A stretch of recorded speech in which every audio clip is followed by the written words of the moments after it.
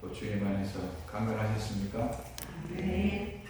우리 만나신 여러분들 진심으로 환영하고 또 야인시일에 여러분들의 발걸음이 귀한 성령으로 옮길 수 있는 강한 믿음을 갖게 하신 하나님께 감사를 드립니다.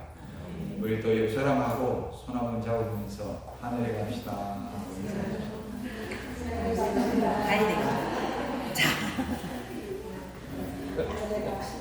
우리가 좋은 데가 있으면 꼭 좋아하는 사람하고 같이 가고 싶어 하는 게 사람의 마음이에요.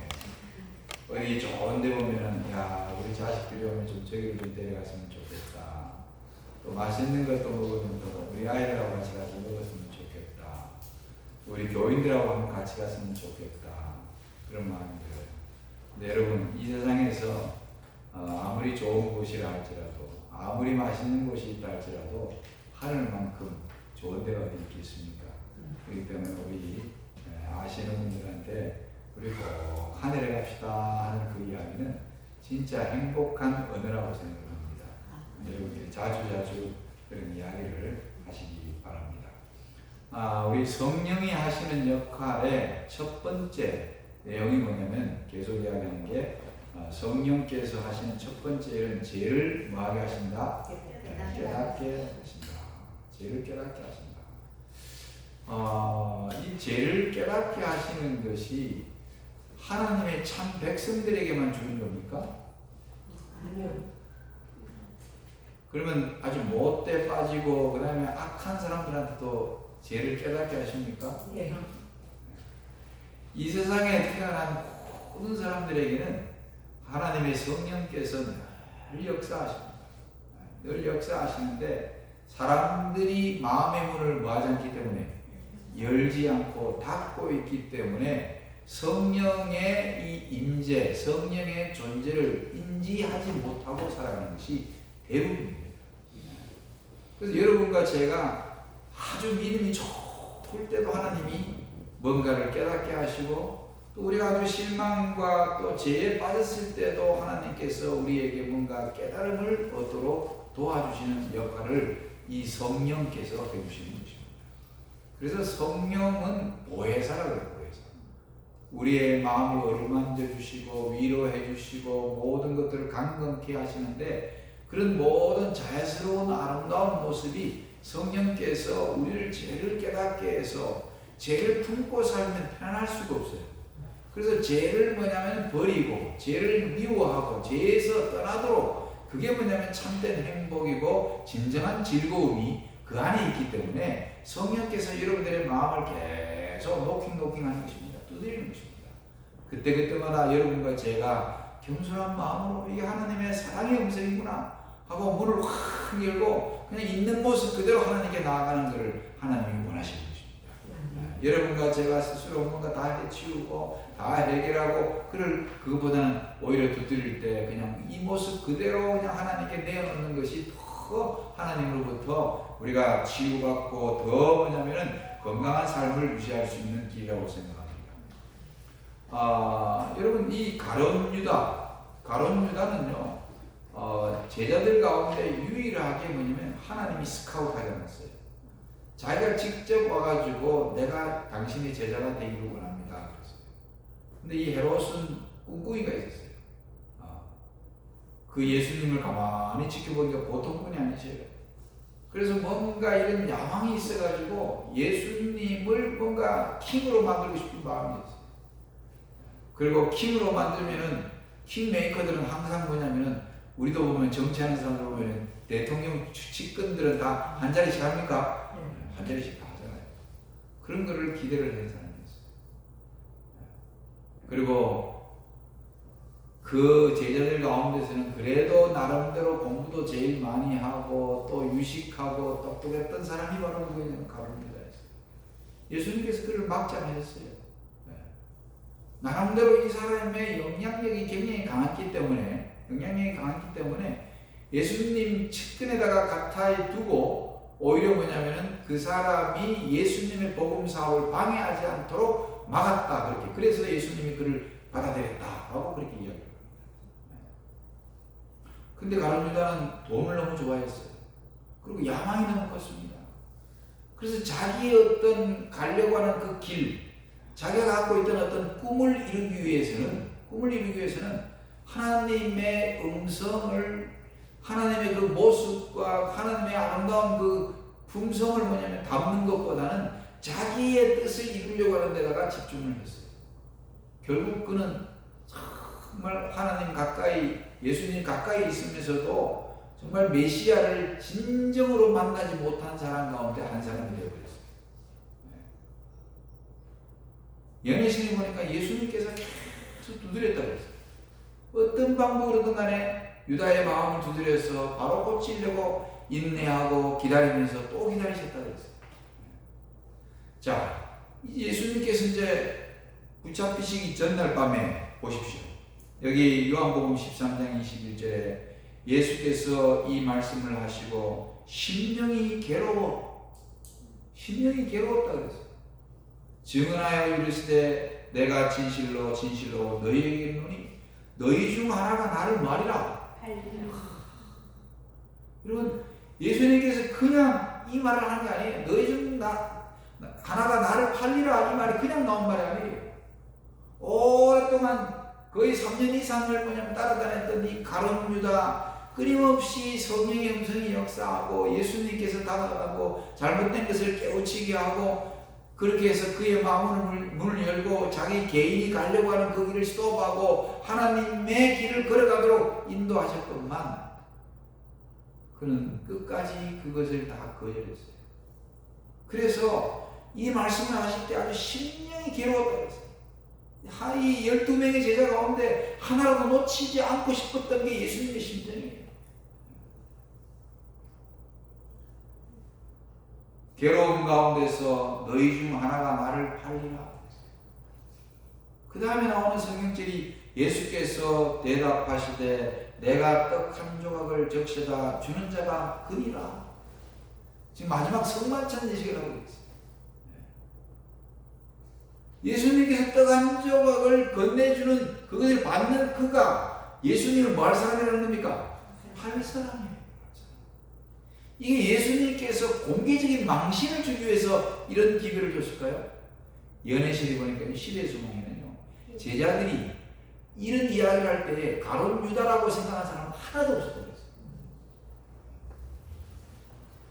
근데 사실 이 자리에 지금 앉아있지만 이미 제사장들을 만나가지고 예수님을 뭐 할 거를 팔려고, 그 다음에 그들을 만나서 뭐까지 챙겼습니까? 돈까지 다 챙겨놨어요. 근데 이 사실을 제자들은 모르고 있었습니다. 그런데 누구는 알고 있어요? 예수님은 알고 있었던 거예요. 지금 이게 공개 망신이 아니고 그 이야기는 예수님께서 여기 나온 것처럼 유다의 회개를 독촉하는 사랑의 깨우침이었어요.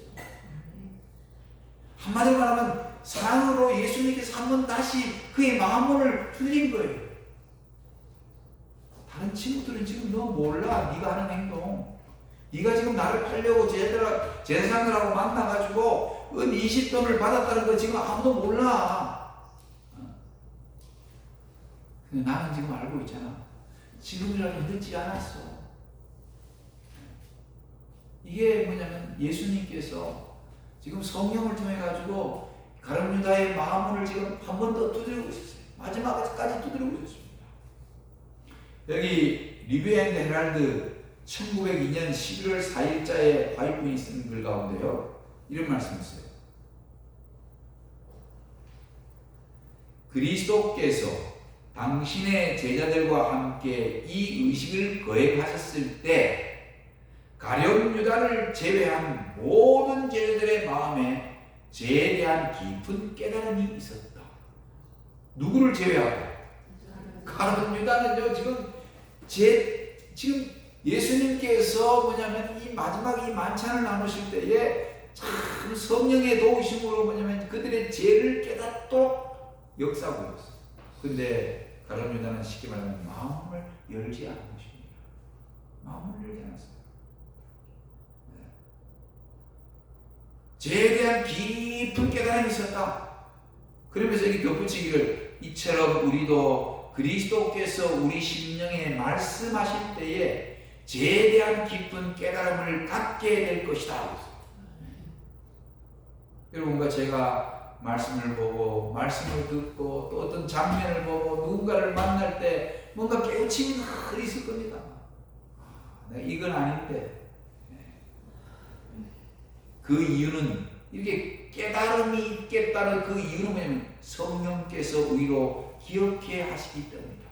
성령이 지금 뭐냐면 계속적으로 우리 마음에 다가오셔서 두드리고 계시는 거예요. 이렇게 지금 예수님께서 공개석상에서 이 떡 조각을 주는 그 사람이 나를 팔 것이다. 유다는 지금 알고 있어요. 예수님이 자기 지금 행동을 다 알고 계시는구나. 그 행동을 다 알고 있다는 것을 알았다면요, 보통 사람 같으면 어떻게 해야 돼요? 예수님께 무릎을 꿇고 주여 잘못했나이다. 제가 참 돈이 욕심이 나고 제 마음대로 예수님을 이 왕으로, 세상의 왕으로 만들려고 하는 그런 꿈을 갖고 이런 엉뚱한 짓을 했는데 하나님 용서해 주십시오. 이렇게 무릎을 꿇고 자백하고 진정으로 회개해야 하는데 그렇게 하지 않았어요. 여기 요한복음 13장 27절과 마지막 부분을 보면요, 조각을 받은 후, 예수님이 건네주는 떡 조각을 받은 후 사단이 그 속에 들어간지라. 성령이 문을 두드릴 때는 마음을 열지 않고 누가 들어갔다 그랬어요? 사단이. 그리고 그 유다가 조각을 받고 곧 나가니 방해를 하라. 예수님과 함께 하지 않았다는 것입니다. 예수님 곁을 뭐 했다는 겁니까? 떠났다는 거예요. 여기 시대 소망 654쪽에 반역자가 그리스도를 떠나서 바깥 어둠 속으로 나간 것은 밤이었다.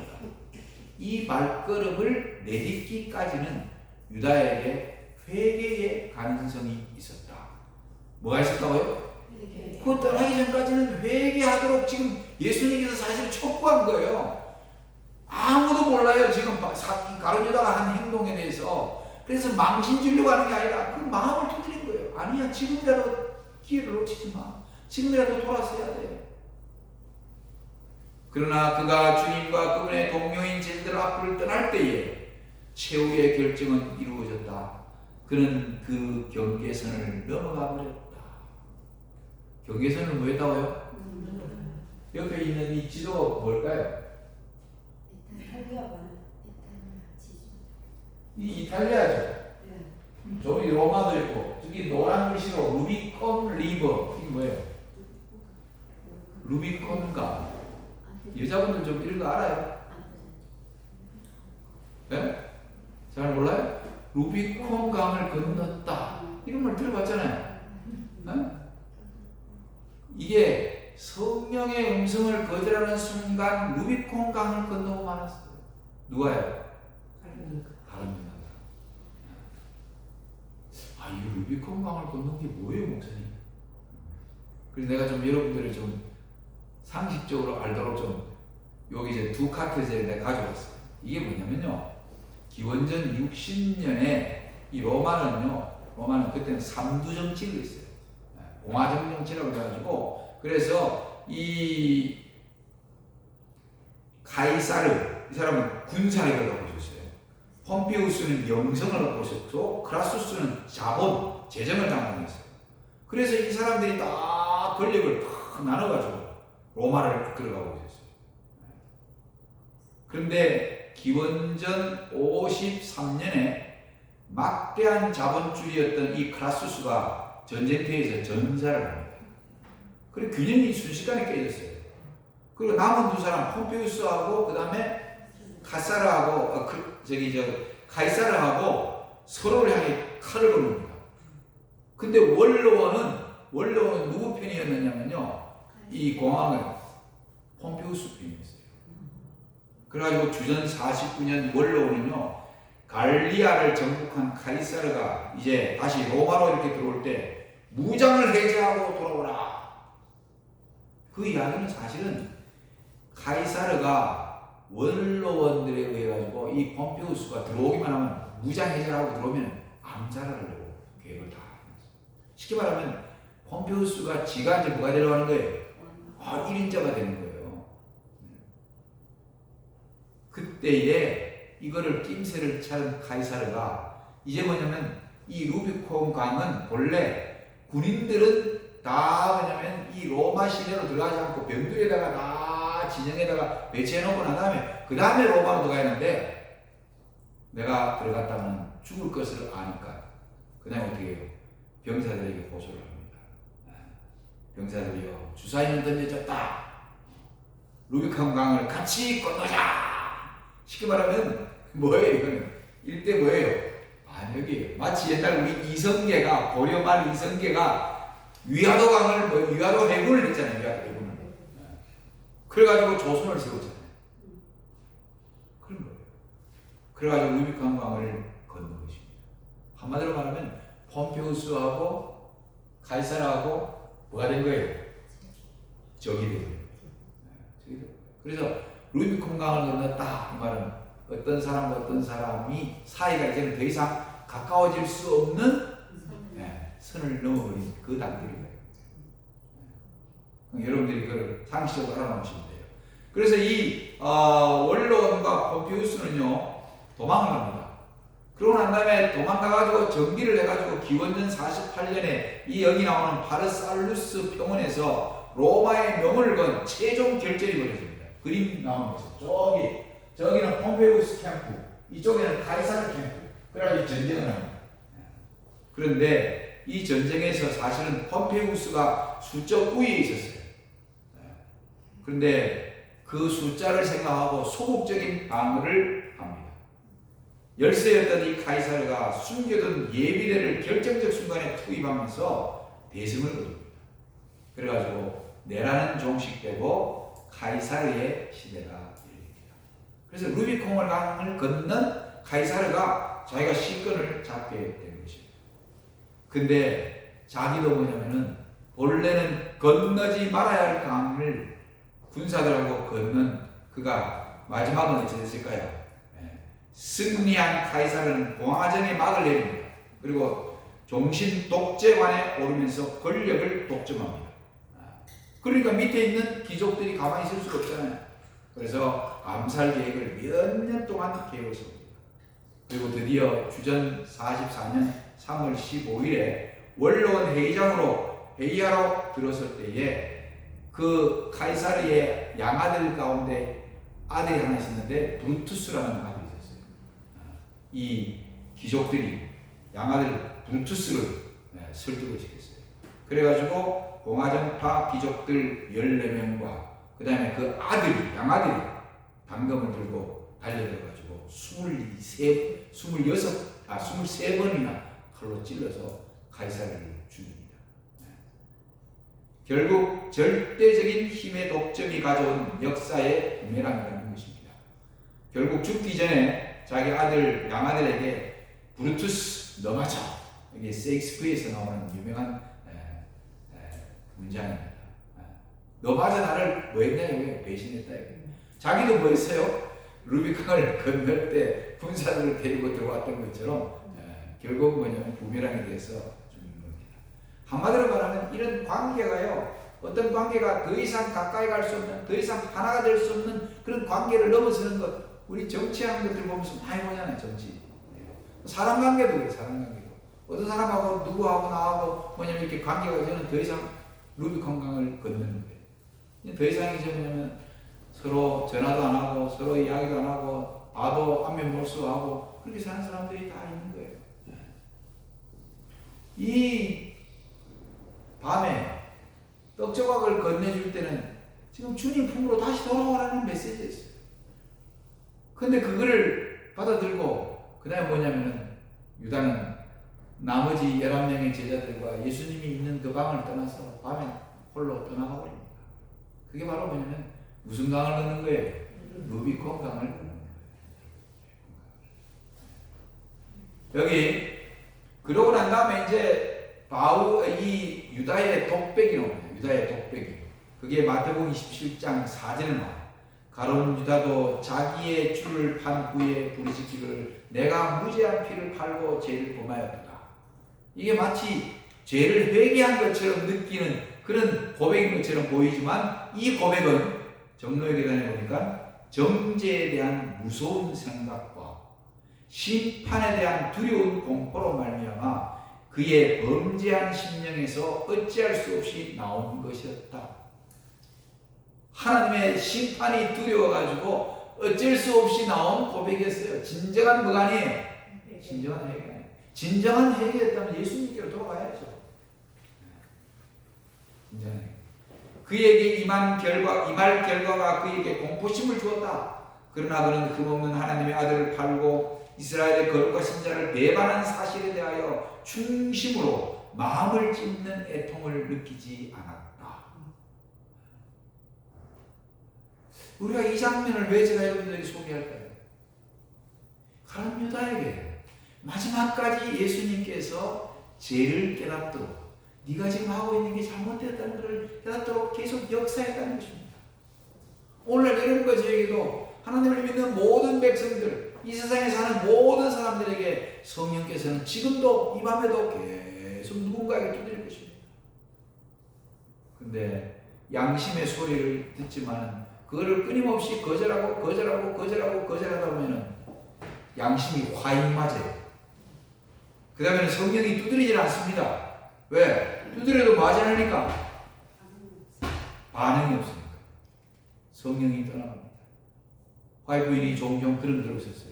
이 세상에서 성령이 떠나가고 있다. 성령이 떠나가고 있다. 그 이야기는 사람들이 하나님의 음성을 뭐 한다는 겁니까? 계속적으로 거절하고 있다는 이야기예요.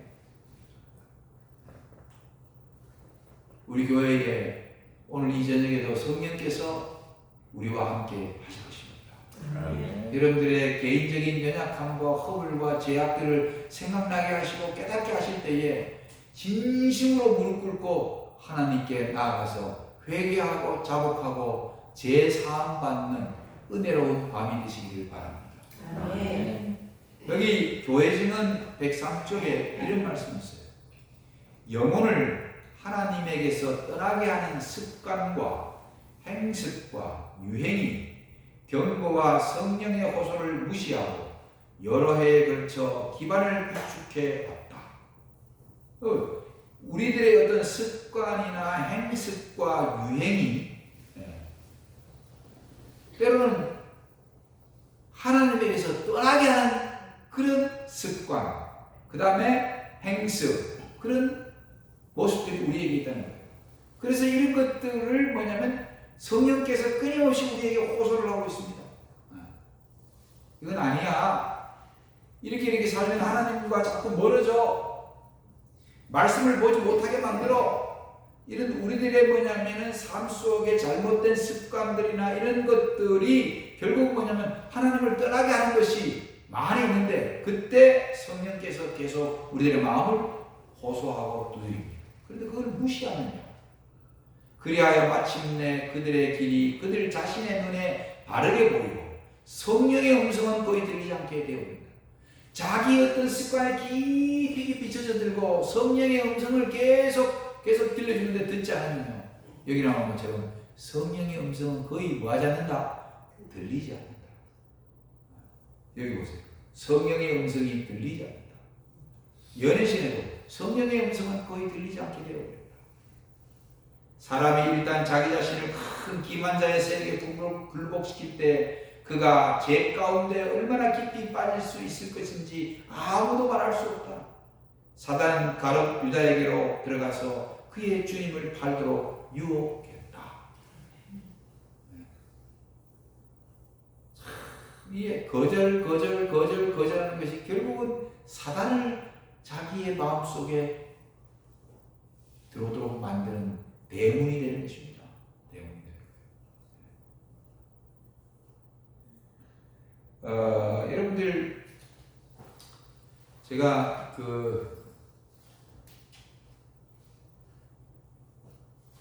유대인들이 2차 세계대전 당시에 독일 히틀러에 의해서 얼마나만큼 죽었습니까? 얼마나 많은 사람들이 죽었습니까? 수백만. 정확하게 잘 모르세요? 600만 명이 죽었습니다. 그 유명한 교도소가 어디입니까? 아우슈비츠. 여기에서 뭐냐면은 독가스가 나와가지고 처음에는 있잖아요. 총을 쏴서 죽였어요.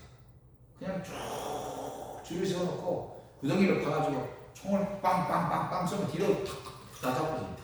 그냥 묻어버려요. 근데 총알이 아깝다 그래가지고 대창으로 막 찔러주겠어요. 그 다음에 이제 어떻게 더 효과적으로 사람들을 많이 죽일까 해가지고 기차로 막 실어와가지고 그 다음에 뭐냐면 독가스실에 뭐냐면 옷을 딱 올라앉혔대요. 제가 미국 가가지고 유대인들 학살될 때 그 아우슈비츠 거기서 그때 뭐 신었던 신발, 그들이 쓰던 모자, 칫솔 막 이런 것들을 산더미처럼 재는 걸 제가 가서 봤어요. 얼마나 비참한지. 네? 유대인들은요 참 대단해요. 사실 그 안에 들어가면 벌써 죽음의 냄새가 나잖아요. 거기 들어간 사람들 다 나오지 못하는데, 근데도요 이 사람들은 미래관이 있어요. 그때도 메시아를 기다리고 있어요. 묵묵하게 죽어드는 거예요. 그거 들어가면 다 죽거나 갖다 버려요. 이렇게 정말 악랄하게, 너무나도 악랄하게 죽였는데 그 뒤에 이런 총으로 쏘다가 대창으로 찔러주고 하다니 막 유대인들을 이렇게 많이 죽였어요. 그 담당자가 보이면 히틀러 밑에 있던 유명한 장군이 있는데 그 사람 이름이 아이만이라는 사람이에요. 그래서 그 아이만 그 이름을 따가지고 사람의 마음이 얼마나 악해질 수 있는지 그런 유전자를 다 우리도 악해지면요 그런 유전자를 갖고 있다는 거예요. 그래서 아이만스 팩트라는 단어가 있어요. 우리도 뭐냐면 악해지면요 아이만과 같은 그런 악랄함이 사람의 마음속에 저변에 깔려 있다는 거예요. 우리가 왜 사이코패스 막 사람들 막 죽이고 막 하는 이런 것들 우리 살인마들 이야기 들어보면 끔찍하잖아요. 무섭잖아요. 그러니까 이게 뭐냐면요 하나님의 성령이 있더라면요 짐승만도 못하니까 해요. 정말 무시무시하니까 해야 되는 거예요.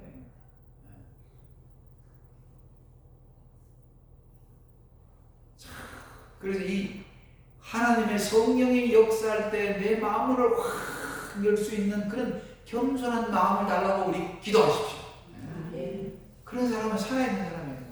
근데 이거 자꾸 닫으면요 닫는 순간에 뒤에서 마귀가 들어오는 대문을 열어놓는 거예요. 결국 마귀의 조종을 당하는 것입니다. 그래서 여러분 성령의 음성이 생생하게 들릴 수 있는 그런 멋진 그리스도인들이 되기를 바랍니다. 성령의 음성이 들려야 돼요. 그 음성을 들을 때마다 눈물을 흘리고 회개하고 하나님 정말 여기 시대의 소망 221쪽에 이런 말씀이 있어요. 다 같이 한번 읽어봅시다. 죄를 시작. 죄를 깨닫게 하고 사람의 동의를 얻어 인간의 마음에서부터 죄를 추방하는 것은 성령이시다. 짧은 성경절이 여기 기절이지만요 중요한 기별이 있어요. 죄를 깨닫게 하고. 자, 1차적으로 성령께서 내 마음속에 뭔가 깨닫게 해요. 이게 아니구나. 내가 잘못된 생각을 했네. 이게 뭐냐면 하나님이 원하시는 길이 아니네. 이거를 딱 깨달았어요. 그 다음에 이제 우리에게는 뭐가 필요하냐면 사람의 동의를 얻어 우리의 의지가 거기 함께 묻혀야 돼요. 네. 내가 이거를 버려야겠다. 내가 이거를 하나님 앞에 내놓고 회개하고 진심으로 돌아서야겠다는 그런 강한 의지가 있을 때 인간의 마음에서부터 죄를 추방하는 것도 누구라고요? 성령 하나님이시다. 그러니까 하나님께서 단계적으로 막 이렇게 하잖아요. 그럴 능력은 있으시죠? 예수님이 가룟유다 그 예수님을 팔려고 하는 모든 계획을 다 묵살시킬 수도 있고, 그 다음에 그냥 강제적으로 하나님께 돌아오도록 만들 수도 있었겠죠. 그러나 예수님은 그렇게 하잖아요. 우리에게 뭘 주셨기 때문에 자유의지를 주셨잖아요. 자유의지. 자유의지를 줘가지고 우리가 뭔가를 깨닫고 우리 스스로 뭘 해야 될까요? 간다. 선택해야 돼요. 그래서 주 예수를 믿으라. 선택이에요. 선택. 하나님이 세상을 이처럼 사랑하사 독생자를 주셨으니 이는 저를 믿는 자마다 여기도 인간의 자유의지가 포함되어 있는 거예요. 죄를 짓는 것도 내 의지로, 죄에서 돌이키는 것도 내 뭐예요? 여러분과 저의 의지인 것입니다. 예수님을 믿고자 교회 나오는 것도 내 의지예요. 그래도 의지가 있었기 때문에 성령이 끊임없이 역사해가지고 발걸음을 이 자리로 옮기가는 거예요. 저는 이 침례식을 참 많이 했잖아요. 제가 42년을 목회하면서 침례식을 내가 얼마나 많이 했겠어요. 근데 여러분, 침례식 할 때마다 내가 느끼는 게, 여러분, 소도요, 강제로 물을 먹이려고 그러면 끌고 가도 물 안 먹어요. 사람도 있잖아요. 강제로 여기다가 물 집어넣을까? 안 됩니다. 그 사람 침례를 받겠다면 성령이 역사하는 거예요. 네. 어떻게 강제로 쳐가지고 우리가 그거 받으면 뭐 돈이 10만 원 줍니까? 돈을 100만 원을 줍니까? 침례에 대한 이야기를 다 듣고 어떤 분들은 그냥 듣고 나도 그냥 친구 따라 강남 간다고 하더라도 그 침례를 받고 나면요, 나오고 난 다음에 사람의 마음 자세가 달라져요. 왜냐면요, 그 침례를 받는 순간에 그의 뭔가 부족함이 있고 그 마음에 뭔가 아직도 연약함이 있는데도 하나님의 성령이 그 역사했기 때문에 침례를 받기 때문에 그래요. 그 인간의 의지가 포함돼야 돼요. 죄를 깨닫게 할 때 의지를 하나님께로 돌이키느냐, 아니면 그냥 자기 뜻대로 고집대로 갈 것이냐, 이거는 내가 선택해야 돼요. 우리가 잘 아는 대로 베드로 보세요. 예수님이 사인을 줬잖아요. 네가 닭 두 번 울기 전에 나를 몇 번 부인하리라? 그때에 사도 요한은 그 뭐냐면은 그 법정에 들어갈 수 있는 그 관리하는 사람하고 아주 친분이 있어가지고 그 들어갔어. 그래가지고 실실 뒤따라오다가 베드로를 데리고 들어갔어요. 연애신을. 근데 어떻게 들어갔냐면요, 멀찍이 떨어져 있었어요. 나중에 제가 설교를 한번 할 겁니다. 멀찍이 떨어져가지고 고개를 숨어가지고 얼마나 창피해요. 예수님한테 분명히 나는 죽을 것도 각오를 하고 감옥에도 가고 죽을 것도 내 목숨 내놓겠습니다 해놨는데 말고에 기 탁 떨어뜨리고 난 다음에 예수님 접해가지고 탁 하니까 제자들이 다 도망가 버렸어요. 남아있는 건 하나도 없어요. 그러니까 얘기 있잖아요. 우리가 신앙을 지금은 몰라요. 겨울철이 돼야지 상록수인지, 예? 낙엽수인지 침려수인지 알 수 있잖아요. 그러니까 우리도 신앙의 환란이 다가와야지만 그 사람이 진짜 하나님의 편에 선 사람인지 알 수 있어요. 지금은 몰라요. 그래서 신앙의 폭풍이, 신앙의 계절이 찾아올 때에 하나님의 편에 목숨 걸고 서 있을 수 있는 믿음을 달라고 우리가 기도해요. 뭐냐면요, 사실은 다 두려워요. 죽는 것 안 두려운 사람이 어디 있겠어요? 그것도요, 예를 들어가지고 여러분들이 존 팍스가 쓴 순교사라는 그 책을 보면요, 자신을 앞세워가지고 사람을 그 고문을 하고 그 예수님을 거절하면 너 자식 죽인다. 이때 여러분들 내 눈앞에서 내 자식이 죽어갈 때 우리 마음이 어떨까? 그런 걸 내가 보면서 있잖아요. 와, 너무너무 무서웠어요. 와, 내가 만약 이런 위치에 놓여있다면 내가 자식을 택할 건가, 예수님을 택할 것인가? 생각해보세요. 아유, 그런 생각을 하면 자식을 놓지 말아야 하는데. 그렇습니까? 아니, 나와가지고 하더라도 하나로 내려가야지. 그죠? 근데 인간적으로 솔직히 무섭고 두려워요. 그때 가가지고 어떻게 되는지 몰라요. 제롬도 처음에는 예수님 부인해가지고 감옥에 들어갔다가 1년 뒤에 다시 회개하고 자기가 거짓 증언인데 다 자백하고 아니라고. 그 연희신에 나오잖아요. 대전투. 이게 사람이 이렇게 연약해요. 이렇게 연약해요. 그렇기 때문에 여러분과 제가 지금 이렇게 평안하고 안전되고 이럴 때에 정말 하나님 편에 굳게 설 수 있는 강한 의지를 달라고 기도하세요. 그래서 시험에 들지 않도록 깨어봐라. 깨어봐라. 베드로도 뭐냐면은 그 겟세마네 동산에서 깨어 기도하지 않았기 때문에 무너졌다고 했어요. 3번 예수님 부인하고 난 다음에 예수님의 시선을 딱 맞추셨다고 했어요. 예수님의 말씀이 생각났어요. 밥 2번 들기 전에 네가 나를 3번 부인하라. 너무너무 창피했어요. 내가 예수님의 도움도 되지 못할 망정 배반은 하지 말았었는데 3번씩이나 자기를 몰랐던 거예요. 인간이 이렇게 연약하고 부족한 존재라는 것을 몰랐던 거예요. 그 다음에 베드로는요 다시 겟세마네 동산으로 쫓아올랐어요. 그리고 하나님 앞에 베드로는 진심으로 통회했어요. 너무너무 부끄럽고 자기 이 연약함을 내가 이렇게 연약한 존재라는 걸 알고 주님을 붙들었더라면 하나님의 도움을 구했더라면 내가 넘어지지 않았을 텐데 내가 이렇게 교만해가 영적 교만으로 내가 자빠졌다는 것을 그는 깊이 깨달았어요.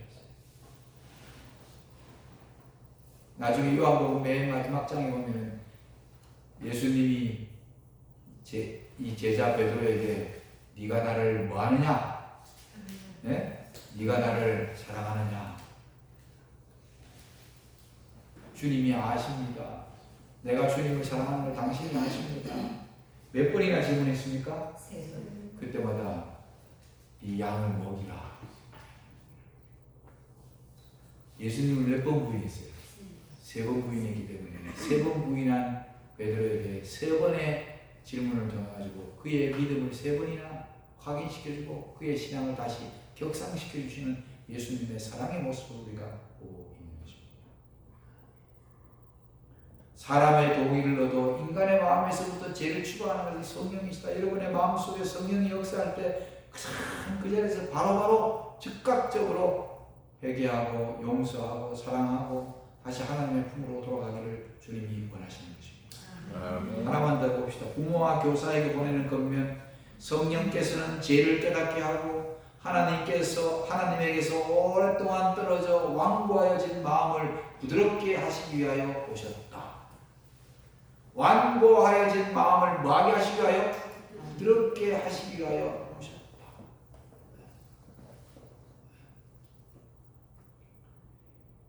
팔레스타인 기후는요, 필리핀만 가도 건기우기라고 해요. 드라이 시즌, 그 다음에 레이니 시즌. 근데 여러분, 팔레스타인에는 이 건기 때는요, 비가 한 방울도 오지 않기 때문에 땅이 막 그냥 쩍쩍쩍쩍 갈라져요. 쩍쩍쩍 갈라져요. 나중에 이제 제가 이른비와 늦은비 공부할 때 가르쳐 드리겠지만. 그런데 이제 뭐냐면은, 이른비가 딱 내리면요, 비가 촉촉하게 내려가지고 뭐 할 수 있을까요?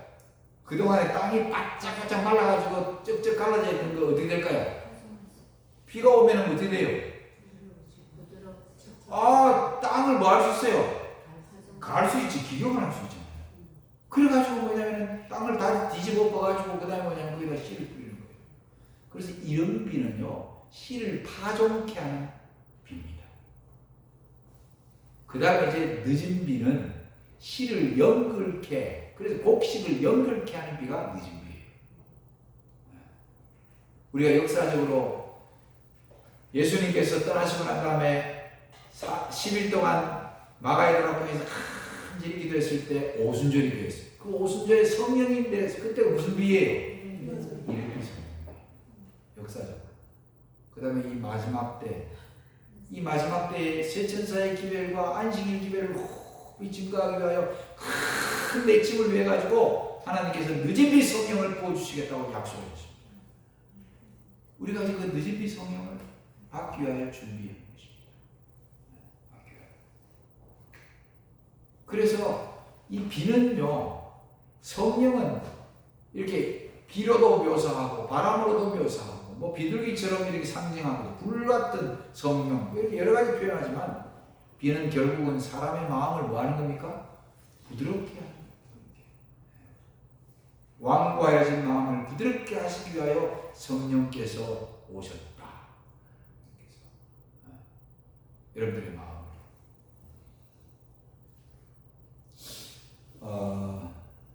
시간이 좀 됐는데 제가 짧게 내가 이거 굉장히 이거 오래 시간 써야 되는데 오늘은 간단하게 예증을 드리겠습니다. 제 개인적인 예증입니다. 제가 1992년도에 이제 구미교회 발령이 났어요. 청소년부장 3년 하고 난 다음에 구미교회로 갔습니다. 구미교회 가가지고 처음에 교회 가니까 한 45명, 한 50명 정도 이렇게 교인이 되었습니다. 그때만 하더라도요, 교회가 선교에 열정을 갖고 열심히 일한 만큼 하나님께서 영혼의 수확을 주셨어요. 이 우리 교단이 제가 볼 때는 80년도에서 2000년도까지는요, 굉장히 선교 황금기였습니다.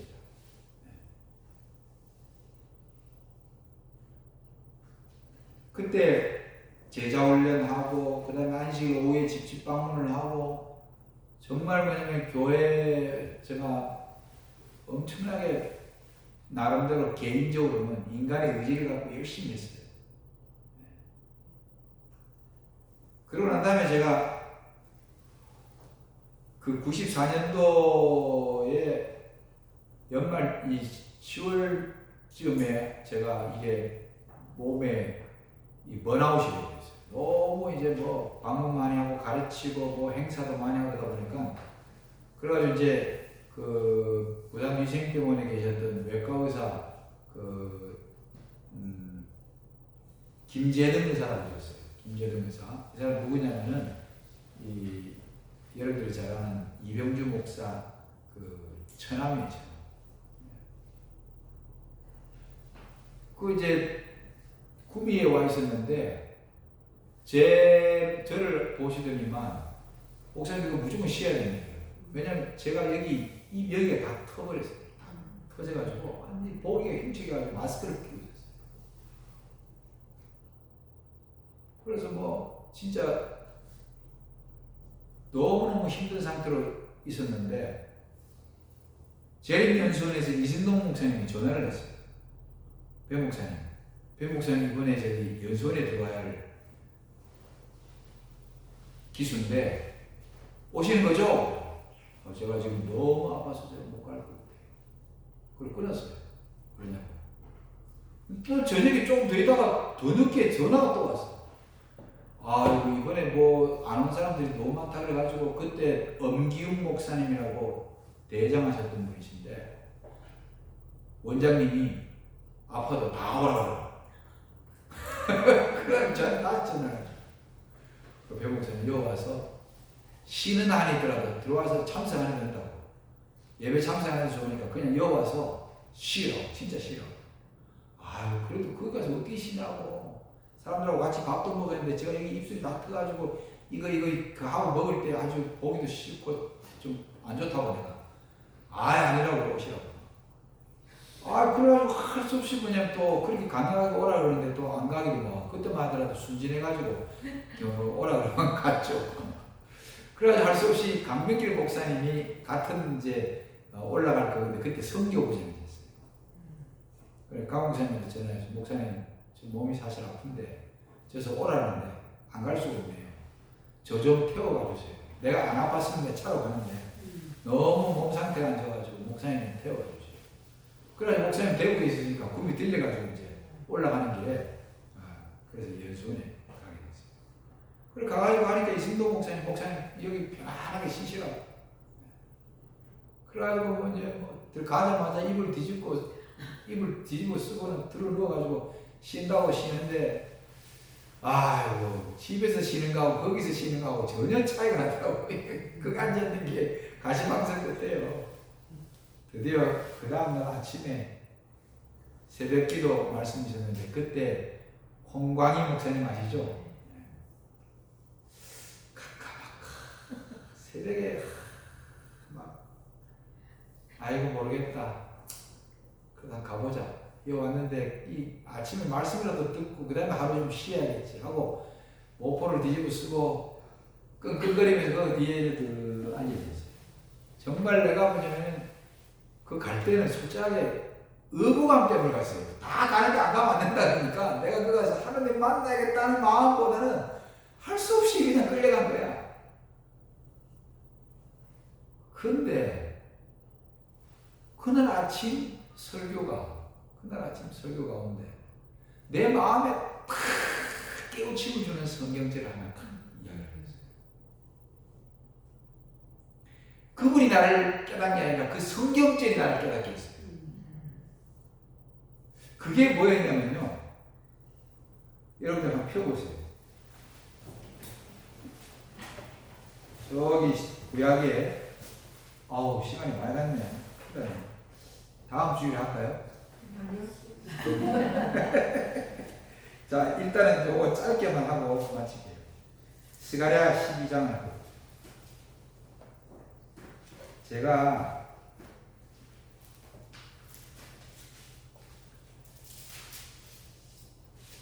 스가랴 12장 10절 제가 이 성경절을 가지고 목사님이 설교를 하시는데 나는 이 성경절을 보고 딴 거를 깨달았어요. 여기 보면은 내가 다윗의 집과 예루살렘 거민에게 은총과 간구하는 심령을 부어주이니 이걸 읽고 목사님이 설교를 하셨는데 저는 이 성경절에서 그날 아침에 여기 잘 보세요. 내가 누구예요? 하나님이시죠. 하나님이 다윗의 집과 예루살렘 거민에게 이스라엘 민족에게 은총과 간구하는 심령, 간구한다는 말을 다른 말로 하면 뭐예요? 그렇죠. 기도하는 심령을 뭐 해주겠다? 부어주시겠다. 여러분 이 성경책 보면서 뭘 깨달았어요? 정성훈 집사님. 그래 이 말씀 보니까 일하다가도 갑자기 기도하고 싶을 때가 있거든요. 그리고 기도해야 되겠다는 어떤 생각이 딱 떠오를 때가 있어요. 최 장로님 뭘 깨달았어요? 이렇게 질문 안 하기를 원하셨을 텐데.